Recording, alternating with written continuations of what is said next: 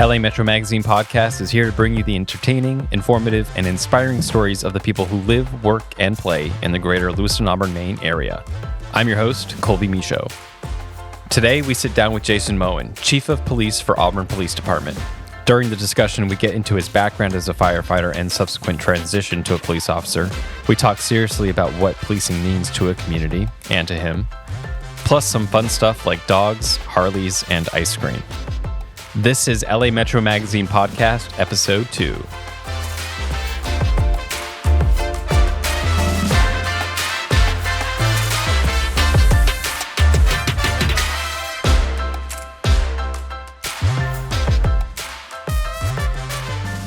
Hello, Jason.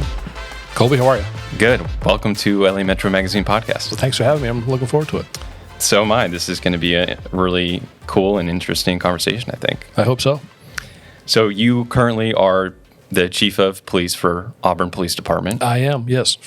We will definitely get into that.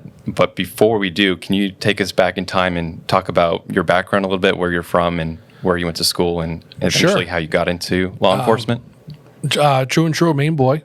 I grew up in Naples, Maine, and been in that area my entire life. And went to high school at Lake Region High School, home of the Lakers.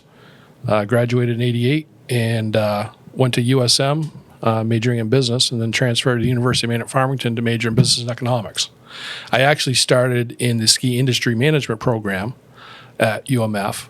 I had been a professional ski patroller for a while and was working in the ski industry and thought I wanted to do that as kind of a career, and got into the ski industry management program, decided it wasn't really what I was looking for, so I switched to business and economics.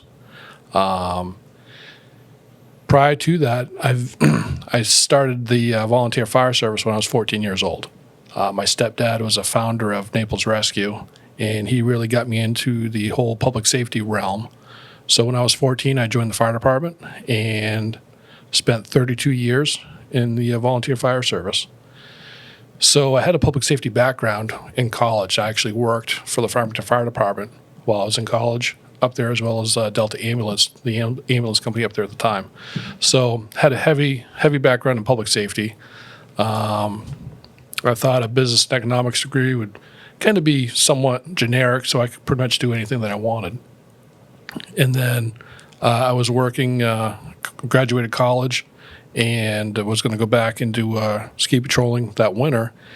And I did a ride-along with a friend of mine who I'd gone to high school with. He had been hired by Cumberland County, and we went out for a 10-hour ride-along one night and just talked about police work, and he thought with my public safety background that it would be an ideal fit for me. And I really enjoyed that ride-along, so that got me thinking about my future, and I thought law enforcement could play a role in that. So I went and got certified as a reserve officer, and I spent a year working part-time for the Oxford Police Department, where I was getting paid $25 for a 12-hour shift and loving life. And then about a year later, I was hired by Auburn PD, and here we are 25 years later. And when you got hired in 1995 by Auburn Police Department, you were also still a firefighter. I was. And that experience really helped me as a police officer because I had been exposed to emergency scenes, emergency management decisions and whatnot, and some critical decision-making skills that, cross over from the fire service to law enforcement.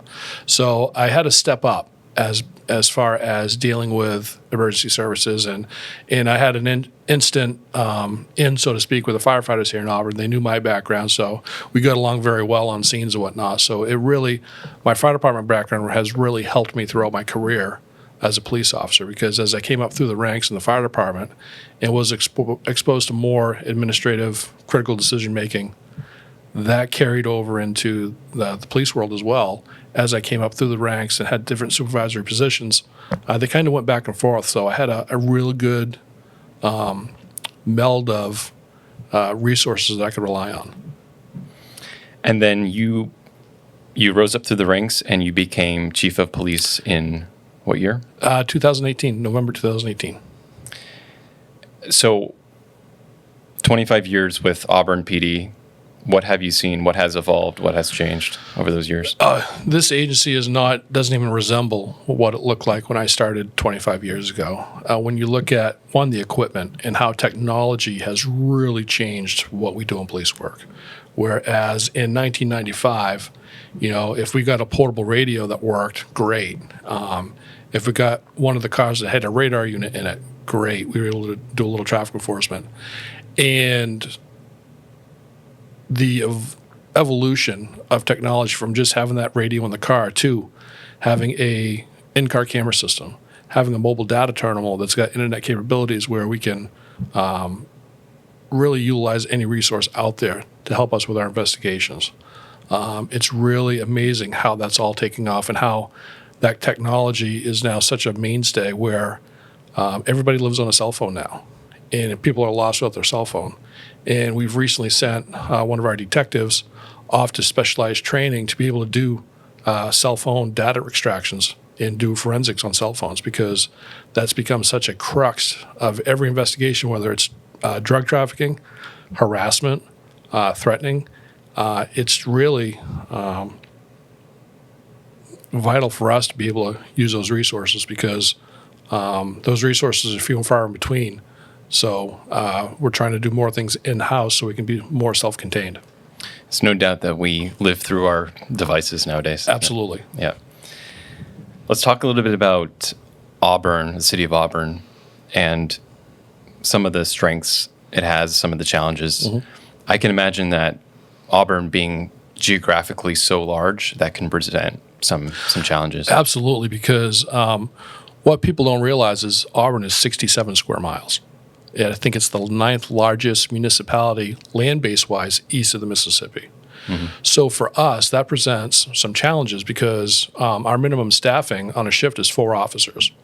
Our city is divided into 4 police beats or zones that each officer is assigned to.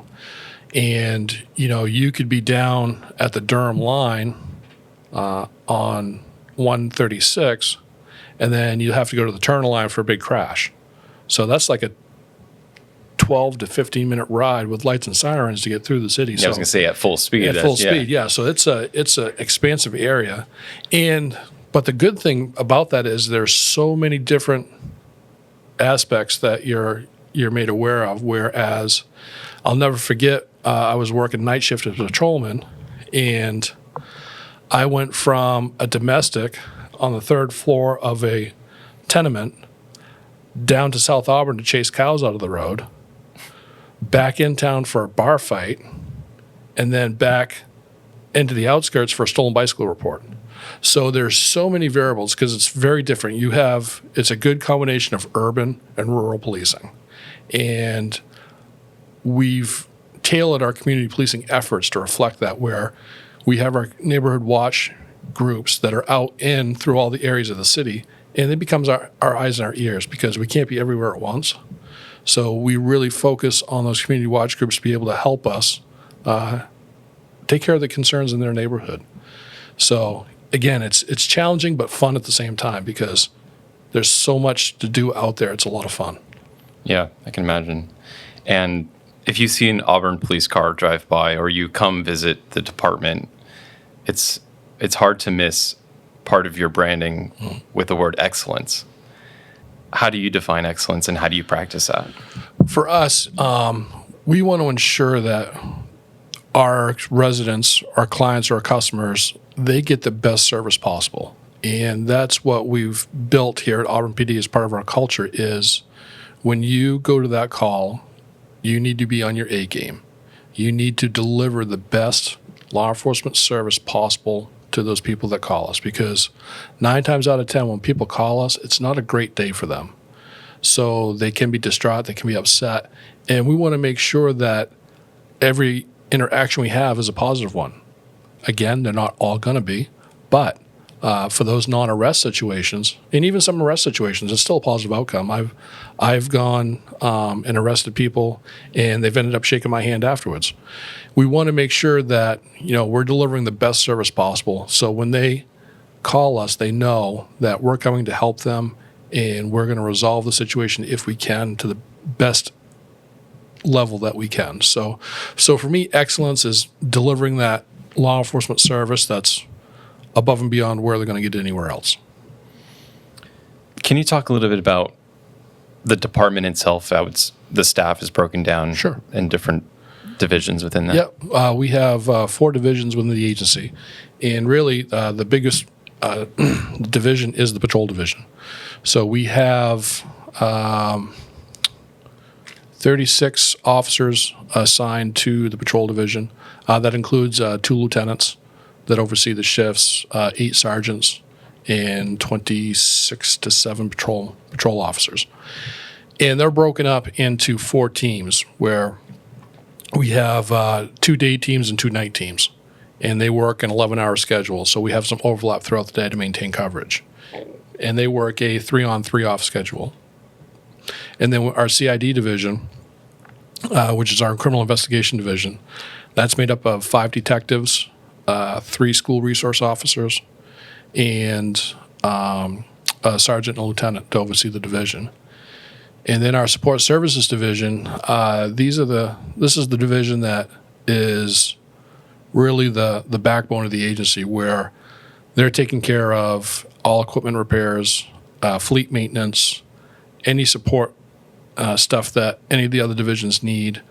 And they also, our crime analyst is in the support services division, as well as our 3 drug enforcement agents that we have assigned to the various task forces throughout the state. And then administration, which is myself with the deputy chief, our executive assistant, and then our administrative assistant as well. So now, as the chief, what does your day look like what are your daily tasks? And Well, for me, it's every day is different, because usually I've got meetings scheduled throughout the day, whether it be through various city departments and or other organizations out there. Working on a lot. We just finished up our 5th reaccreditation assessment. We'll talk about accreditation here in a little bit. So that took up a lot of time. And now we're focusing on working on some capital improvement projects that we have in the budget, as well as laying out our strategic plan for the next 5 years for the agency itself. In the city strategic plan, there was a need identified for a new public safety building in the future. And so we're going to be spooling that up to get started down that road as well. So every day is different. I spend probably 2 hours a day just answering emails. I average over 100 to 150 emails a day. And, so that takes some time. And then trying to spend as much time as possible with our staff and walking through and making sure people remember who I am, because being on the 3rd floor and getting down to the ground level to patrol, need to make sure that you go down a couple times a day and just spend some time talking with people. So like I said, every day is different. Sometimes for the larger incident calls, I'll respond as well. So sometimes I walk in and my day never goes as planned. what would constitute you responding to an actual call? Let's see. So anytime like a major accident scene, major fire, any standoff that we might have, or it's a high-profile incident where, I might be needed to talk to the media. So it doesn't happen often, but sometimes I really can throw a wrench into my day. Yeah. Let's talk about dogs a little bit. Sure. I had made a post recently for the LA Metro Magazine Facebook page with Rocky, Yep. one of your canines. But Auburn Police Department has had canines in the field for quite a long time. Is that right? Yes, we have. Since about 2007 or 8 is when we got our first canine, and we've had several since then. I've always been a proponent of police canines. When I was a patrol officer, I pitched a proposal to Chief Tyner at the time for canines, and it didn't go anywhere. And to myself, I said, someday, I want to make this happen. And then Chris Bouchard, one of our original canine officers, he came up with a proposal, he and another officer, and as deputy chief, I was able to work that through with the chief and start the canine program. And right now We've had 2 in the past at the same time, but now we're just down to 1.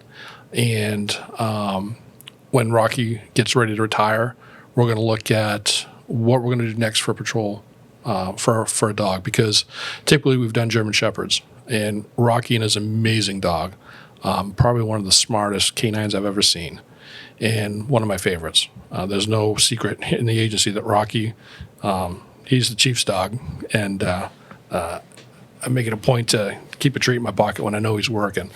So, because the canines are such a valuable tool when it comes to getting them into places where an officer can't go, or tracking suspects, or detecting narcotics.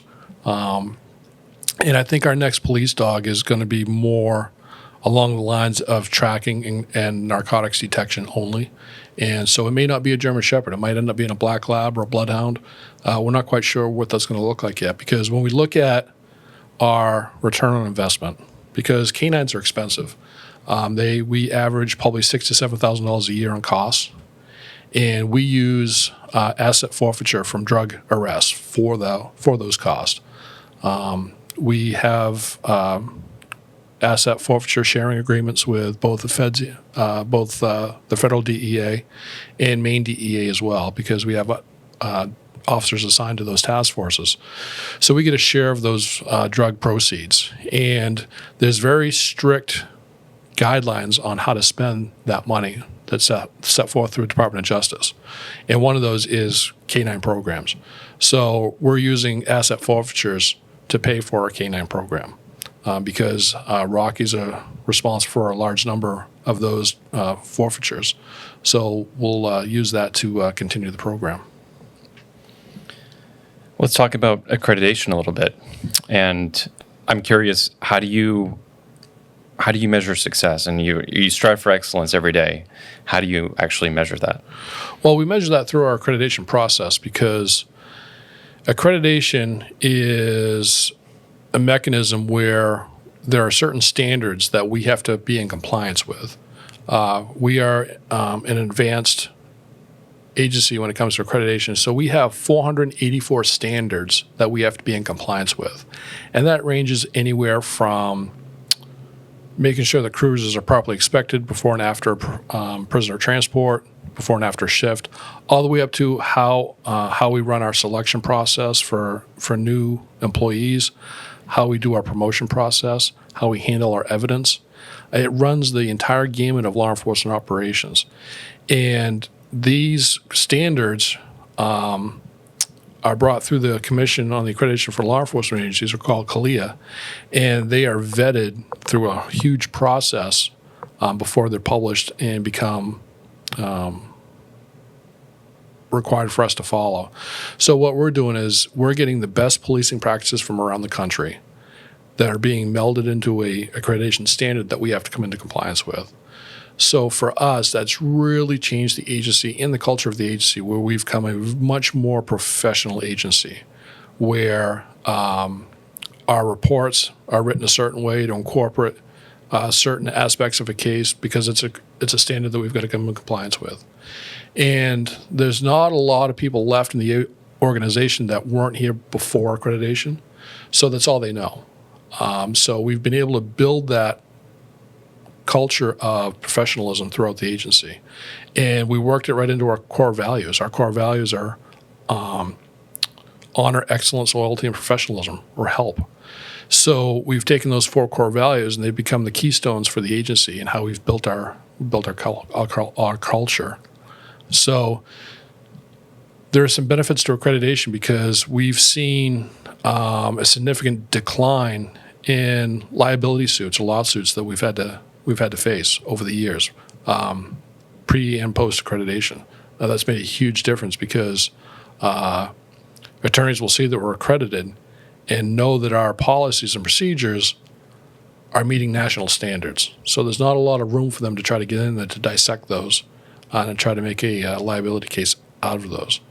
And also, we are insured through Maine Municipal Association, and Maine Municipal has given us a 10% discount on our liability premiums based on the fact that we're accredited. So that represents about a $3,000 to $5,000 a year discount on our liability premiums which pays for our accreditation costs. So it's a wash, but it really has changed the agency into what we are today. We're well respected throughout the state. We serve as a resource for other agencies as they pursue accreditation. I serve as the chairman for the Policy and Procedures Committee for the Maine Chiefs Association. So I have a direct hand into forming those model policies for the rest of the state. And that's based on our accreditation history. I also serve as a team leader for CLEAR, and I actually go out and do assessments on other agencies throughout the country 3 times a year. And the benefit for that for me is you get to go out and see what agencies are doing well. And if it's a good idea, I'm like, hey, I'm going to take that and I'm going to take it back to Auburn PD. And so we've had a bunch of projects that have come from, these assessments. We're working on really focusing on data-driven policing because, our resources are very small and our officers can get pulled in a lot of directions.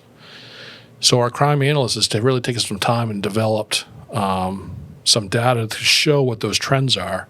So it's like putting cops on dots. If we know there's an issue going on here, we can say, hey, between this time and this time, why don't you be in this area? So we're really, and especially with traffic enforcement, because we get speeding complaints all the time in different neighborhoods. So we have a traffic calming solution that we do.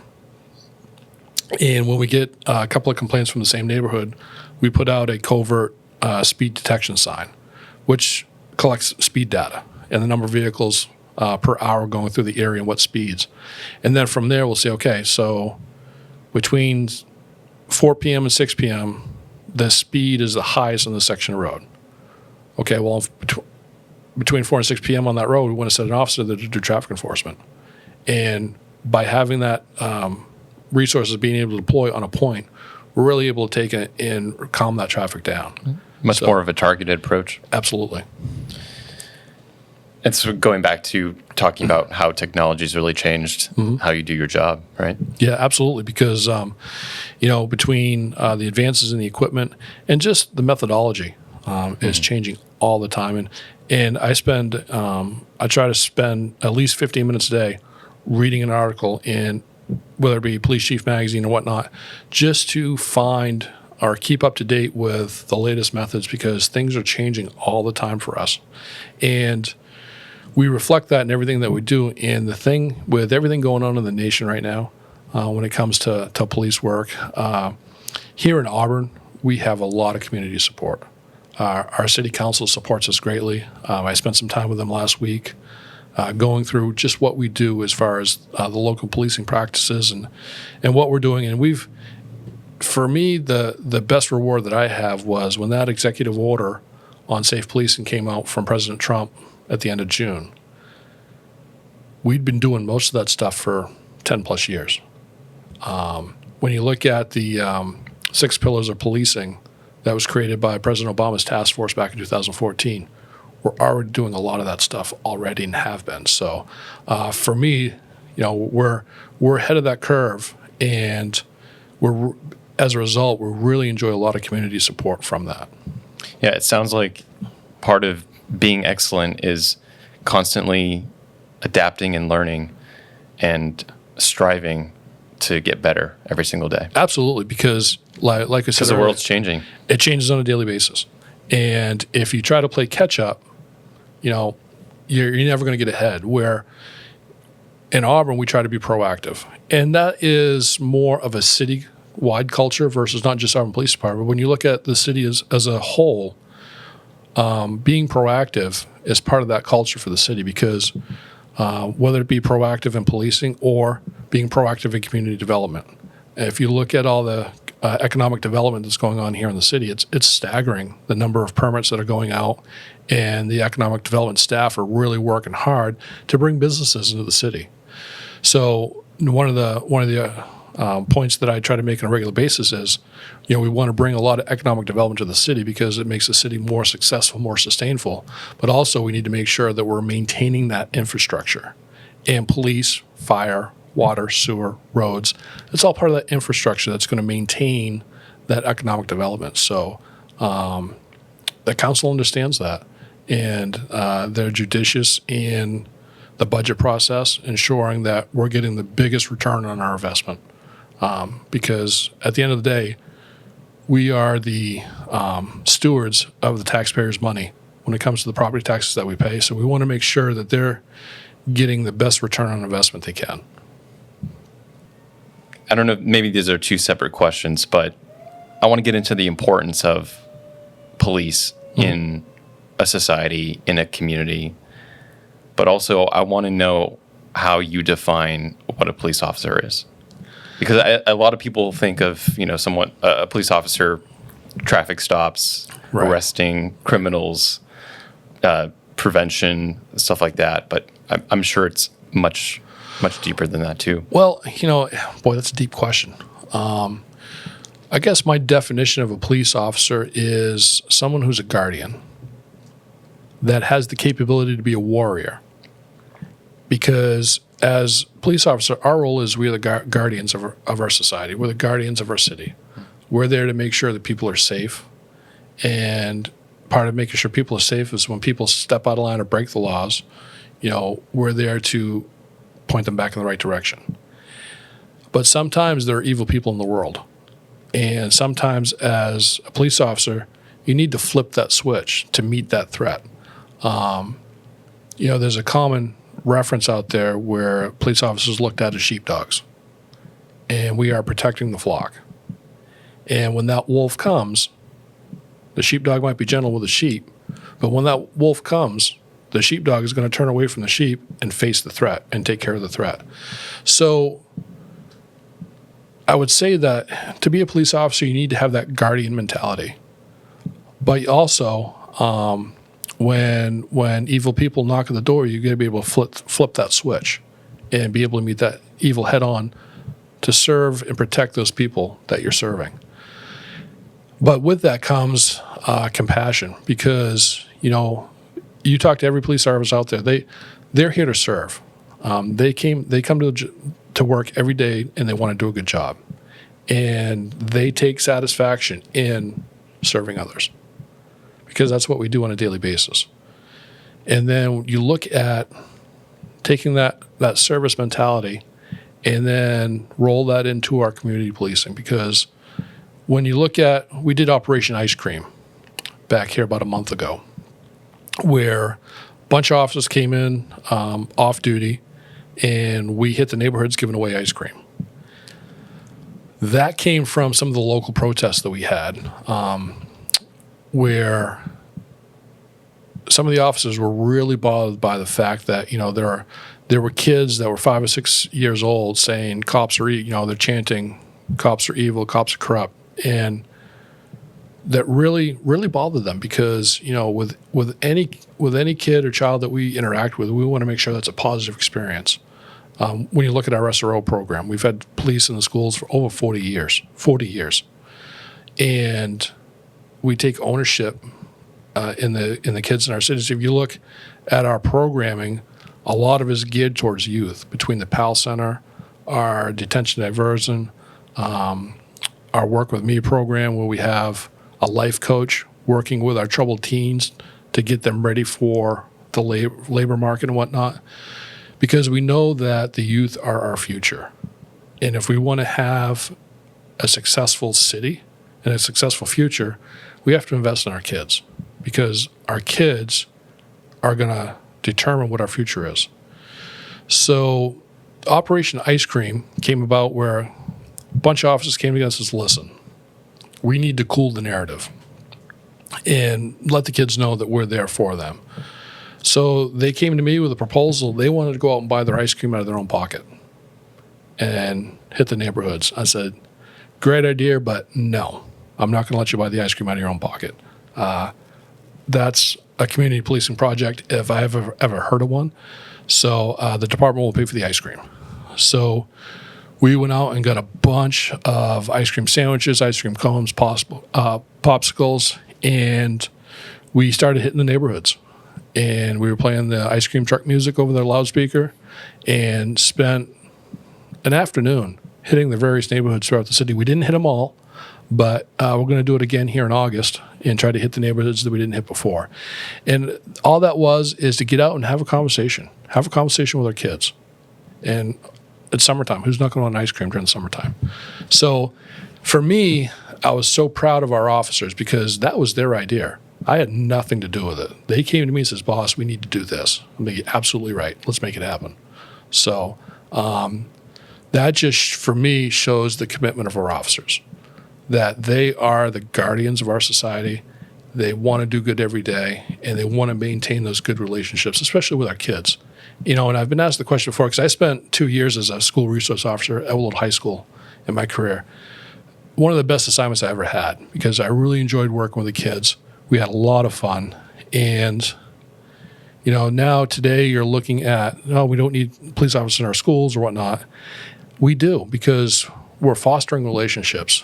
I mean, I have 3 of my seniors at Edward Little in 2000 that work for me here at the police department. 2 officers and a civilian. And they've been here for over 10 years. One that makes me feel really old. But 2, I'll see kids that were at the high school when I was there, and we'll have a conversation. They'll be like, "Officer Moen, how are you?" And just catch up on old times. So we're building those relationships every day, and those relationships last a lifetime. And I was asked recently why we have our officers in uniform at the schools. Excuse me. Why we have officers in the schools versus, polo shirt and khakis. And for me is one, bad people come to school. Our officers need to be fully equipped to be able to handle that when they do show up. 2 is you might have a child that's watching their parent be arrested by a police officer in full uniform. And he goes to school, that child goes to school and sees a police officer that's in a polo shirt. He doesn't really make the connection that he might be actually a police officer. So for the kids to see the police officers in school in uniform and build a rapport with them. So when they see them outside of that, there's a relationship there. Tom Poulin, he was one of our school resource officers for over 20 years in the schools. He knew every child in the city and had that relationship where if he needed something, he could reach out. He knew all the families. He was an amazing wealth of information. And he's built those relationships that are lasting a lifetime today.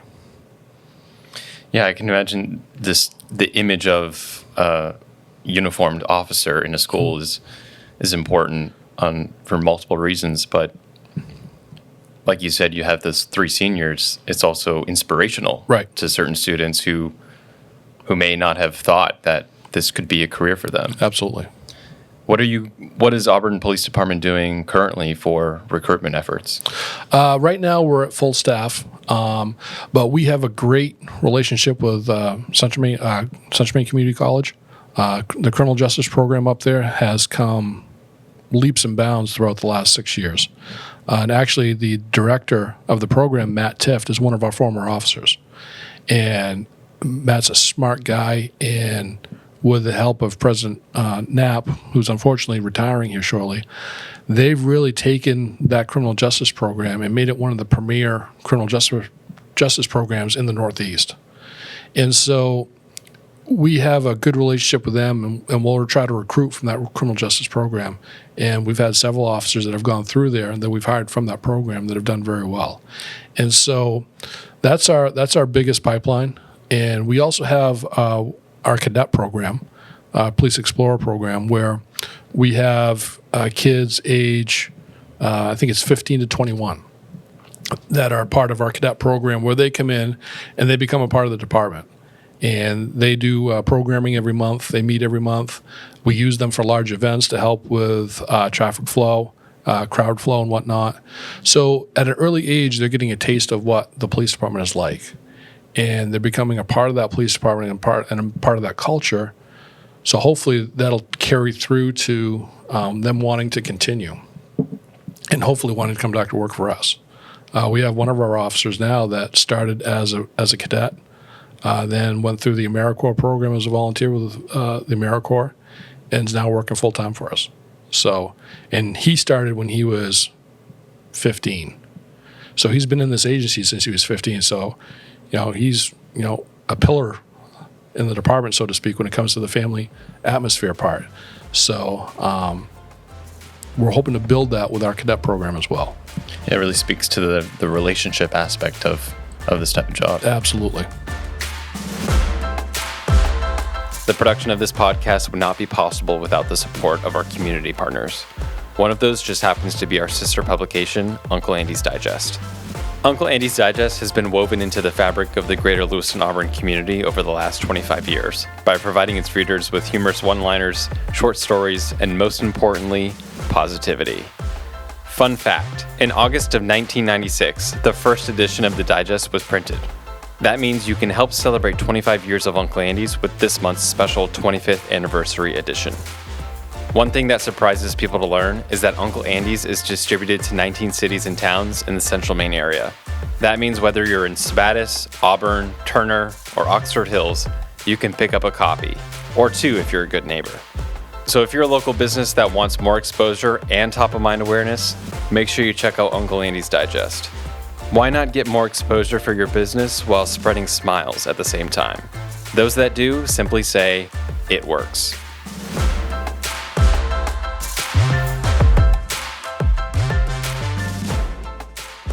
Let's switch gears a little bit. All right. And talk about when you're not on duty. Androscoggin County is a big county. Do you ever enjoy recreating here or coming into the city to absolutely. see entertainment, culture, and absolutely? food I spend a lot of time in the city. We have so many dining opportunities around here, and there's so much to do. So I try to spend some time getting in the local culture as much as possible. You might see me on my Harley riding through town, because sometimes I'll just hop on my Harley in my off time, come in and just take a ride around the city, and it's a good way to look at the city from a different angle.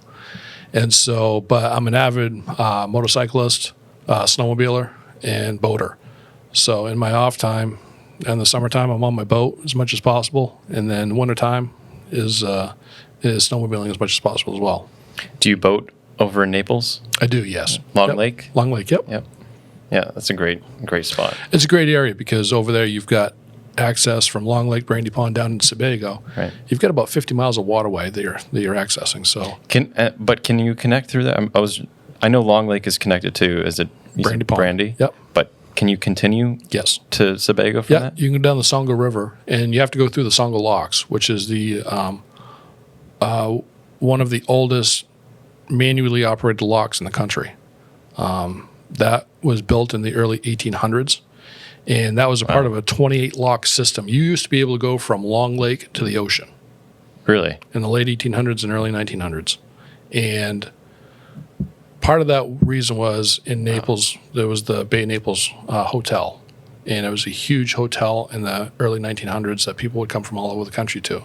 So they needed a canal system to go from Naples to the ocean to be able to facilitate transport and whatnot. The reason I know this is because my first summer out of college, I worked at the locks and ran the locks for a summer.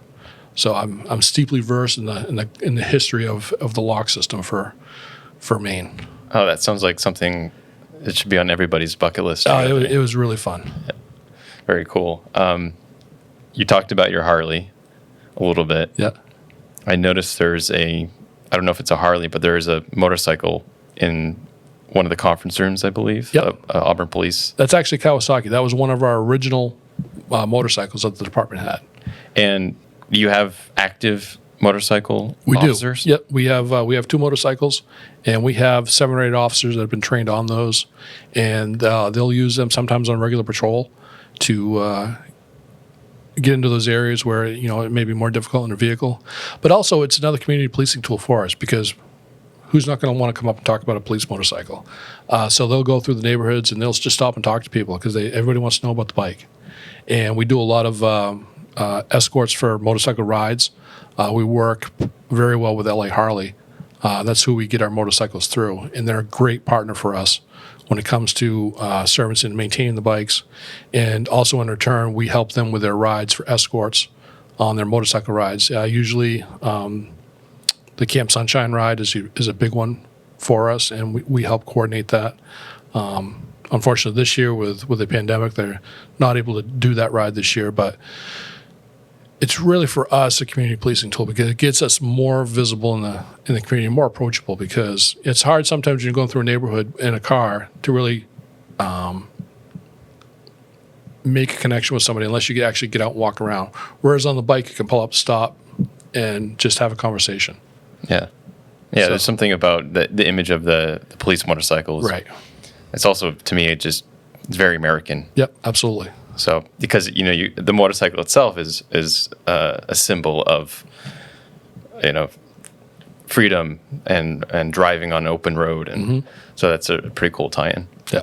Did you use the motorcycle at all during the ice cream outreach program? We had both of them out there, and I was actually on one of them. Oh, really? Yeah, part of the escort for it. We had a blast. Yeah. Did you have sirens and lights going? Oh yeah, well? Okay. Because we wanted to draw everybody's attention to the street because everybody hears a siren. They go in their neighborhood. They go to the window to see what's going on. Yeah.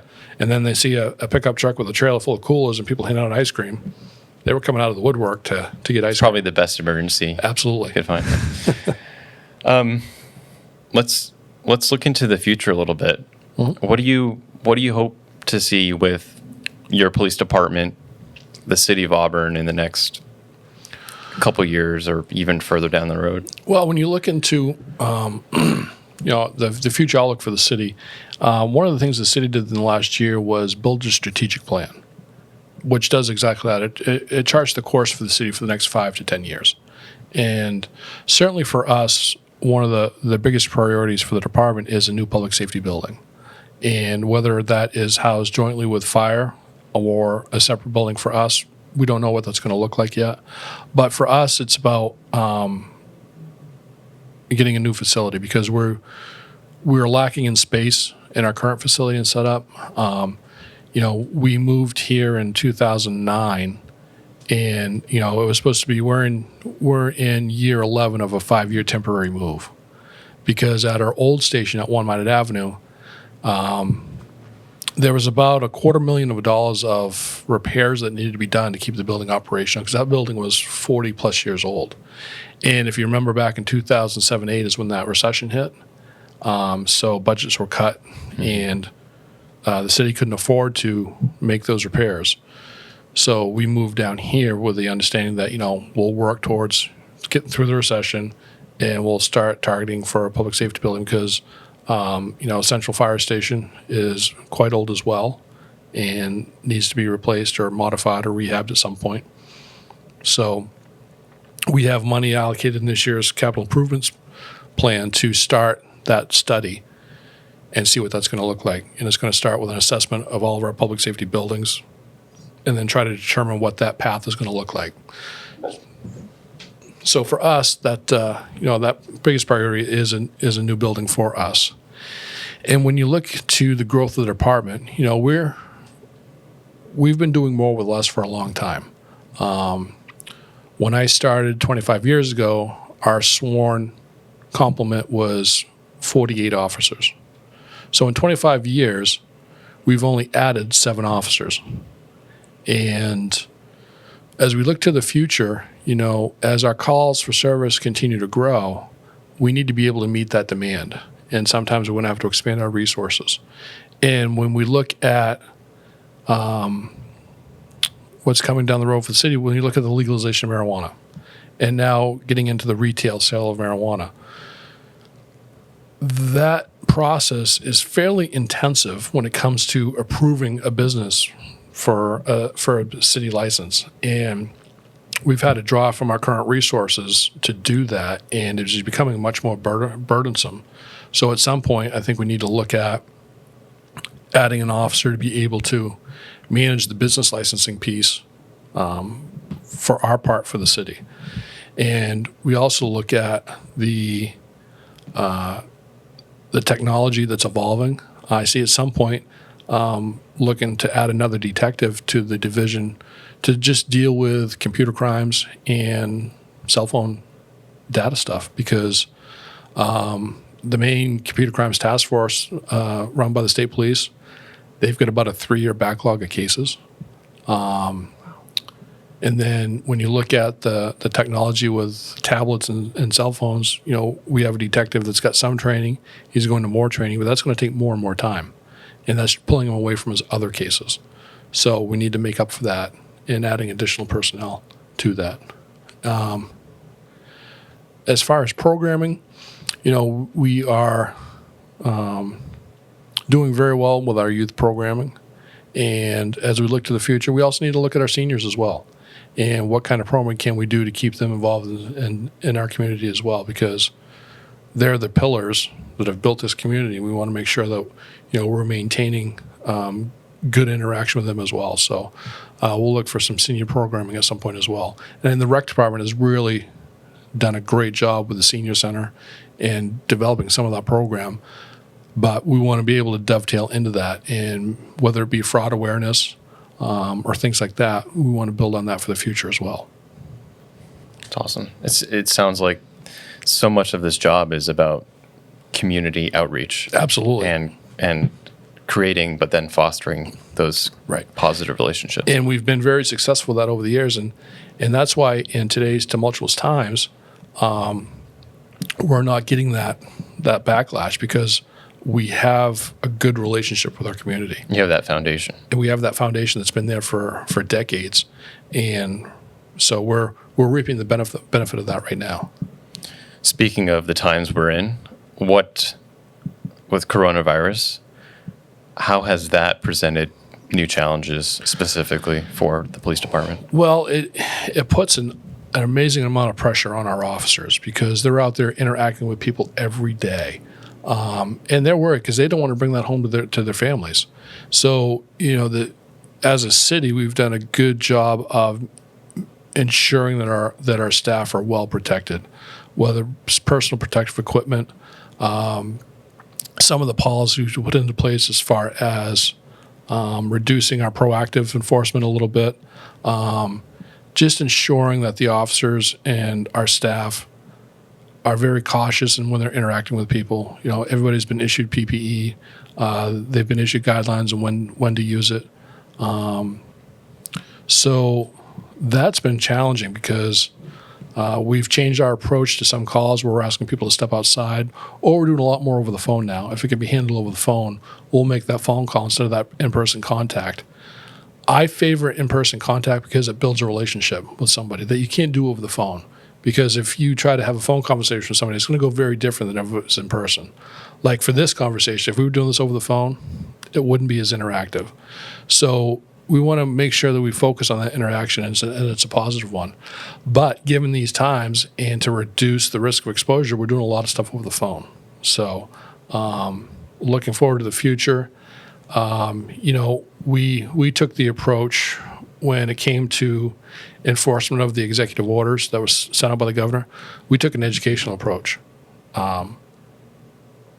where we laid it out on the number of times we would talk to a person and educate them on the order before we actually took criminal enforcement.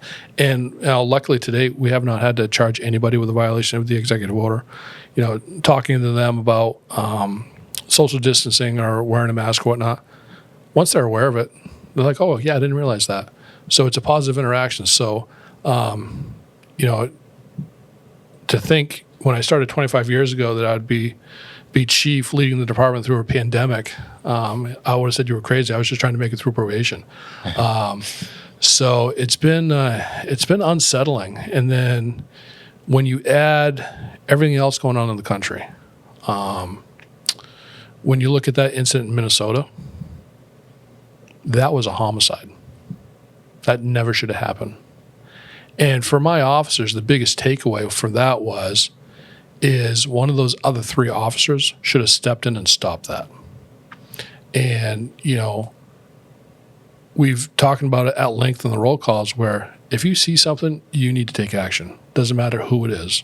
If you think something's going wrong, you need to step up and take control, knowing that they can do that. So, but the struggle for us is that when you look at the Auburn Police Department and everything that we're doing within the city and the community support that we have, the relationships that we built, we have people that are from the outside that are painting us with that same brush as all these other for lack of a better term, idiots across the country and what they're doing wrong as police officers. So for us, that's been a little bit of a struggle for us. And there's been somewhat of a souring, so to speak, with our interactions with people, because people are not being as obedient when it comes to the law as before. And we were seeing it a little bit on the streets where people are much more belligerent with us. And you talk to any police officer out there, whether it's Auburn or anywhere else, there's no officer out there that wants to be that next viral video. So they're being very careful with what they do, and that adds a lot of pressure to them as well. But for us, we do good training. We look at we just back in early June we did de-escalation training for all of our sworn staff, and that wasn't as a result of Minnesota. That was a result of a year ago identifying that de-escalation is becoming more and more of a need for us in mitigating those people that may be violent for mental health reasons or whatnot. So we scheduled this training that was supposed to happen back in February, way before Minnesota even happened, because we were trying to be forward thinking. But pandemic hits, gets put off. So finally we were able to do that in June. So because one of the struggles that we have is, I think it was about in 2019, almost 50% of our use of force incidents that we had was dealing somebody in a mental health crisis where they needed to be taken into protective custody to be examined at the hospital. So we have a lot of our officers have been trained in crisis intervention, where it's a 40-hour course that they're specifically trained on how to interact with somebody that might be in a mental health crisis and de-escalate them to the point where they can either be taken to the hospital or set up with services to help them. And since 2015, every officer that goes through the academy is given an 8-hour block of instruction on mental health first aid, where it's a boiled-down version of crisis intervention training, where they're getting the basic tools to be able to interact with somebody and work on de-escalating them. And so for us, almost 50% of our officers have had either the mental health first aid or the crisis intervention training. And, our use of force is set up where it's situational, because for years we had the use of force continuum, where you start at the lowest level, and then worked up. And what we found is that not every situation that could work well in, because somebody is coming at you as a deadly threat, you can't start by giving them a warning to stop. Right. Sometimes you have to meet that threat. So the state and a lot of agencies across the country evolved into a situational use of force model, where it's almost like pressing the gas pedal, and your response is measurable with the amount of resistance that the person is giving you. And it's a give and take. If they're ramping up, you ramp up your response. If they are de-escalating, you back down on your response. And that's become a much more effective means for us. And we've actually seen a decrease in our use of force incidents over the last 10 years. I think that's coupled with our efforts with crisis intervention training, plus that new model where we're able to, it's kind of an ebb and flow when we're interacting with somebody. So overall, it's been a great improvement for us. Well, I have to say thank you for your insight to this. It's all new information for me. I didn't realize how much is involved with law enforcement, and obviously we just barely scratched the surface of that. Not even close. Not even close. To close it out, I guess I want to know, for you personally, what gets you out of bed every day? Just the fact that, Auburn is such a great city. We have so much going on, and to be a part of that and to be responsible for the safety of our citizens, that's an honor. And it's turned into a little bit of a family legacy for us, because my oldest son is now Auburn Firefighter. So, we've taken that aspect, and we're each serving the city in a different way. And I'm very proud of that. And for me to get up out of bed every morning is one, I work with an amazing group of people. They are some of the best cops I've ever seen. And we have some fun too. We really do. You know, I'm the first person to get somebody to laugh at me. I can be kind of a knucklehead at times and crack jokes, but it's a lot of fun to come to work. And a large part of that goes to the people that we have working here, because they're doing amazing stuff every day. There's not a day goes by I don't get some kind of thank you email from somebody that says, you know what, I had a great interaction with your officer, and they were just so nice and whatnot. And for me, that drives me to be better, because our officers are driving me to be a better person. And the things that keep me awake at night are we doing enough for our staff to protect them, to equip them, to train them? Because they're doing such a good job, but also this job is very dangerous at times. So, you know, before I go to sleep every night, I try to ask myself, what did I do today to ensure our officers have the best that they can have? What am I going to do tomorrow to continue that? So, and sometimes I get some sleepless nights out of that. I can imagine. Yeah. So yeah, you know, Auburn is such a cool place to work. We have a lot of fun. The city as a whole, city staff as a whole, you know, they're doing a lot of amazing work for the city. When it comes to economic development, recreation, stuff for the kids, tourism, sports tourism, things like that. It's just, Auburn is, I would say, a shooting star. They're just on an upward trajectory. We've got a lot going on. And you look at even what's been happening in the city in the last 10 years, you know, Norway Savings Bank Arena, we're the only two ice sheet facilities in the state. They're busy all the time. Ingersoll Turf Facility. Yeah, we've got a lot going on, and there's a lot of people coming to Auburn to play in Auburn, to work in Auburn. You know, our base population is about 25,000. You know, that swells to anywhere from 50 to 60,000 throughout the day, whether it be people coming to our retail district, coming to work here.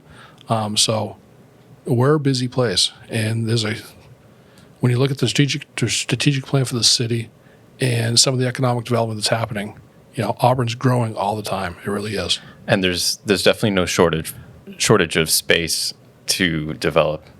Oh, absolutely. Yeah. And, you know, you look, you know, our housing stock is non-existent because just because we're full. And, you know, when we look at trying to expand our residential areas, you know, we want that to happen. We want more people to come to Auburn. But at the same token, we want to make sure that our infrastructure will support and handle that. Yeah, absolutely. So, well, Chief Moen, thank you for being here. I'm sure I'm not in an echo chamber when I say, you know, thank you for the job that you do, you and your department. It's much appreciated. It's very important to this community.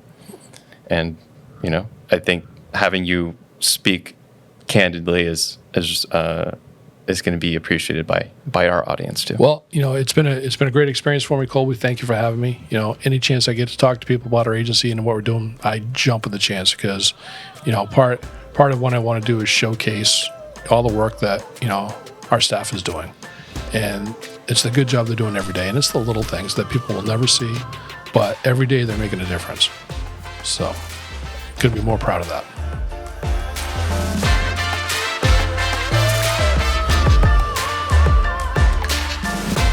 My thanks to Auburn Police Department and to Chief Moen for his insight and time. Hearing his perspective has been really eye-opening, though we just scratched the surface of policing here in Lewiston Auburn, and there's a lot more I still have to learn. There's no doubt Jason truly cares about keeping the people of this community and the officers on his team safe every day. To that we say, excellent work, Chief. We have many more exciting guests ahead in upcoming episodes, so make sure you subscribe to this podcast wherever you listen to your other shows. That way you're not missing out on any future episodes when they are released. A big shout out and thank you to Uncle Andy's Digest for sponsoring this episode. You can find out more about them at uncleandys.com.